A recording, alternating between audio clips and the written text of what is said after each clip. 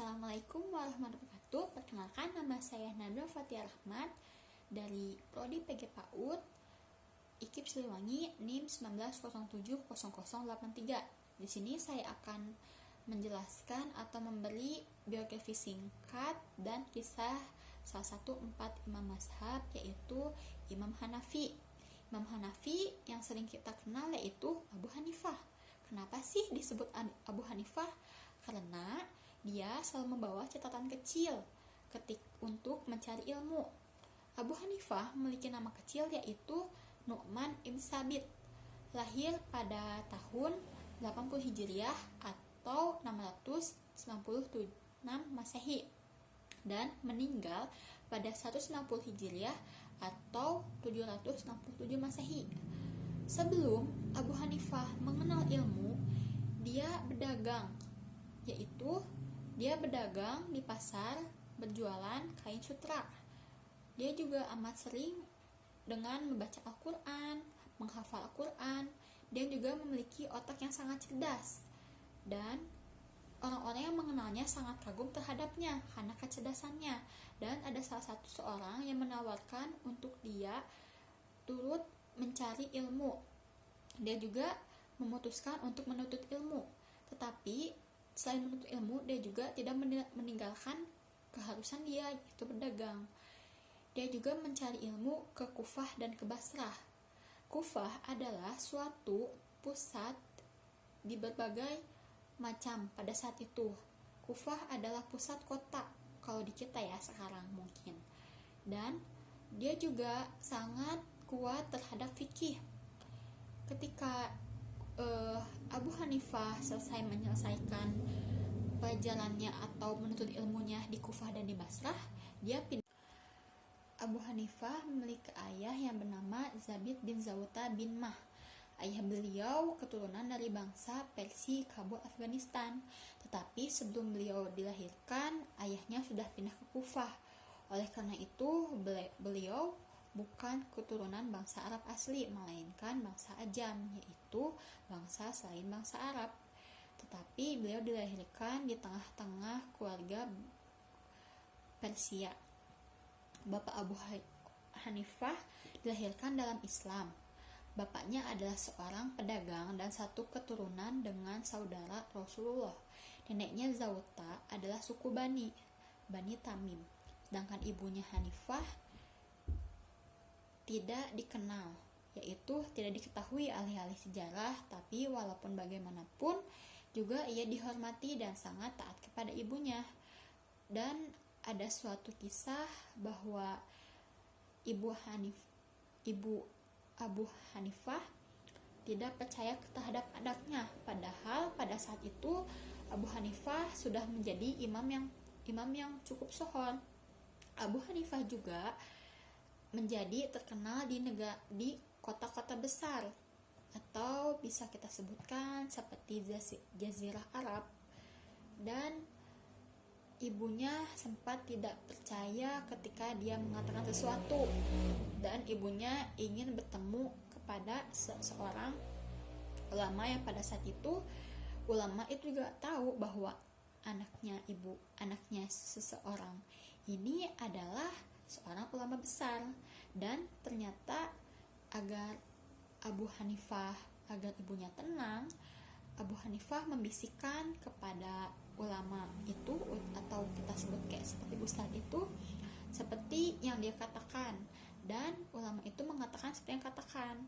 Dia itu senang, padahal ilmunya itu dari anaknya sendiri gitu, saking sayangnya banget. Ia juga menjadi salah satu murid terkenal pada dulu, yaitu ulama terkenal yaitu atau bin Abi Robah. Dia juga pernah bertemu dengan beberapa sahabat Nabi, yaitu 7 sahabat Nabi. Salah satunya yaitu Anas bin Malik. Abu Hanifah juga mencari ilmu kepada gurunya, yaitu kaum tabi'in. Apa sih kaum tabi'in? Nah, kalau kalian ingin tahu, kaum tabi'in itu adalah seseorang yang lahir setelah para sahabat.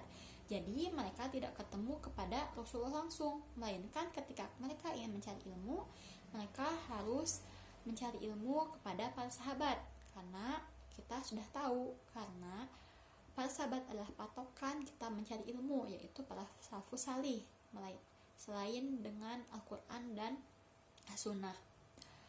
Dan Abu Hanifah juga terkenal dengan kuatnya fikih. Pada saat itu juga Imam Syafi'i sangat mengagumi Abu Hanifah.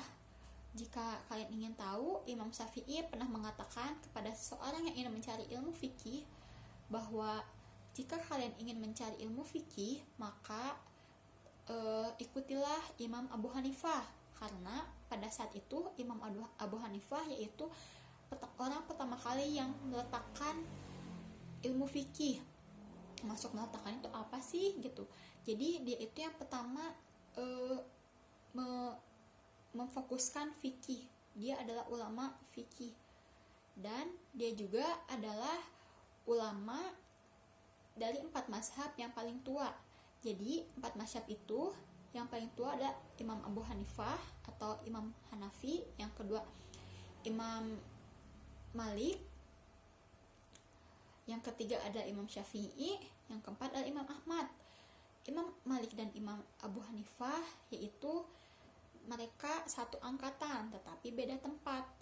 Imam Malik dia di Madinah, sedangkan Imam Hanifah yaitu di Kufah atau di Irak.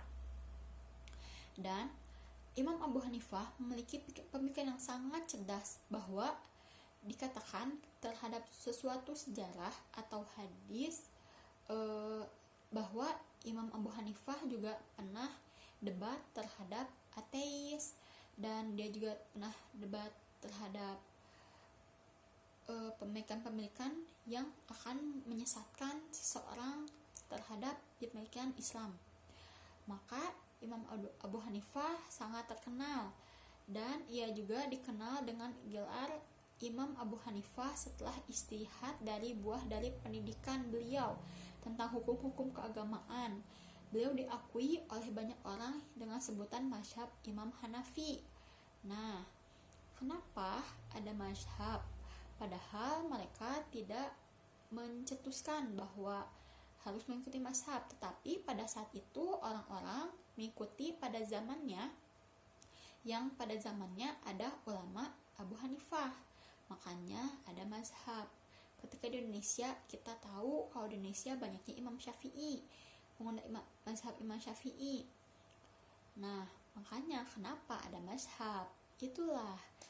Jadi ya, teman-teman juga, saya juga ingin memberitahu salah satu muridnya Imam Abu Hanifah, yaitu Imam Abu Yusuf.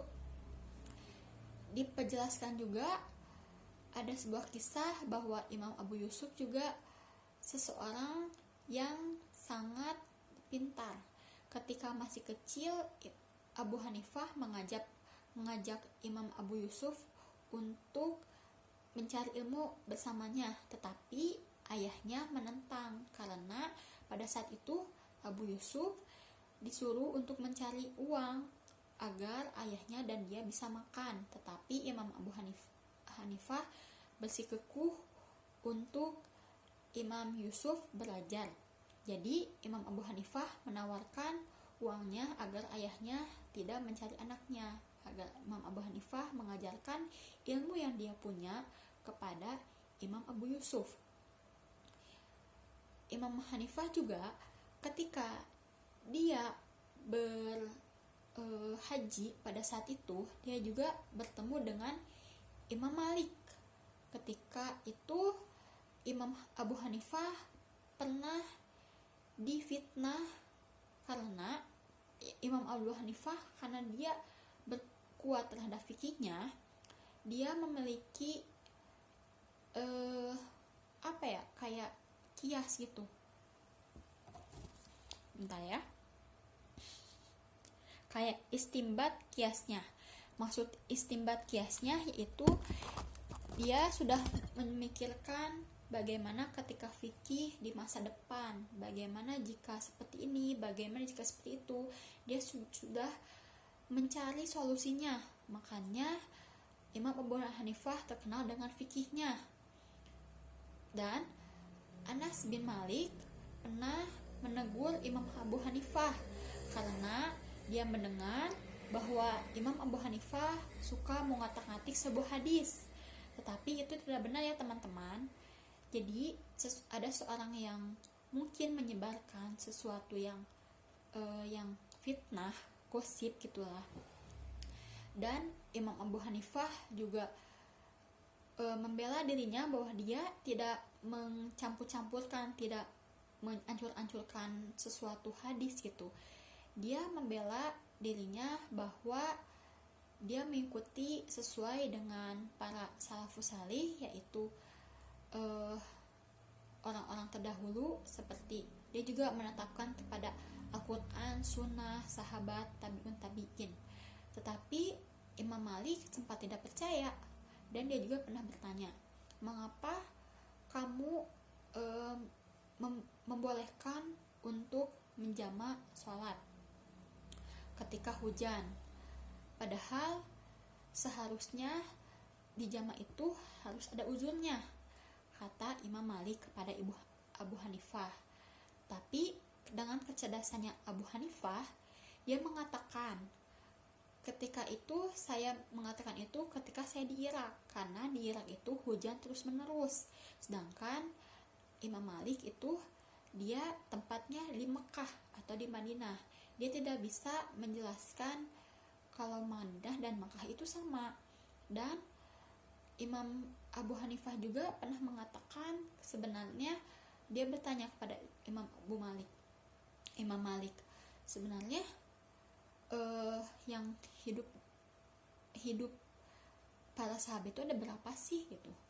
Dan dikatakan ada 160 sahabat, sedangkan yang meninggal di Madinah itu hanya 6 sahabat yang meninggal di Madinah, sedangkan sisanya berpencar. Makanya Imam Abu Hanifah bisa mencari ilmu karena para sahabat juga berpencar untuk menyebarkan ilmu Islam ini. Abu Hanifah juga memiliki karya-karya. Saya sebutkan salah satunya adalah Al-Faraid, membicarakan tentang membicarakan tentang waris dan hukum Islam. Dan yang kedua ada tingkat Al-Usul, yaitu masalah pokok-pokok. Dan setelah Imam Abu Hanifah meninggal, jadi juga ada imam selanjutnya. Dan Imam Abu Hanifah adalah imam pertama dalam empat mazhab itu. Jadi mereka adalah imam tertua. Dia adalah imam tertua. Setelahnya ada Imam Malik, yang ketiga ada Imam Syafi'i, dan yang keempat ada Imam Ahmad. Bahkan setelah argumen pada saat di Mekah itu, jadi kayak Malik itu kayak mengagumi gitu, mempercayai bahwa dia adalah seseorang ulama yang cerdas. Imam Abu Hanifah juga benar-benar kuat dalam fikihnya, tapi dia tidak mengotak-atik seperti fitnah-fitnah yang tadi saya sebutkan. Baik, sekian dan terima kasih. Maaf apabila ada yang agak gugu gitu, karena speechless. Terima kasih untuk malam ini. Video ini saya buat atas memenuhi tugas mata kuliah SPAI, yaitu Ibu Ratni. Terima kasih, semoga ilmu saya bisa bermanfaat. Jazakillah khair dan barakallahu fik.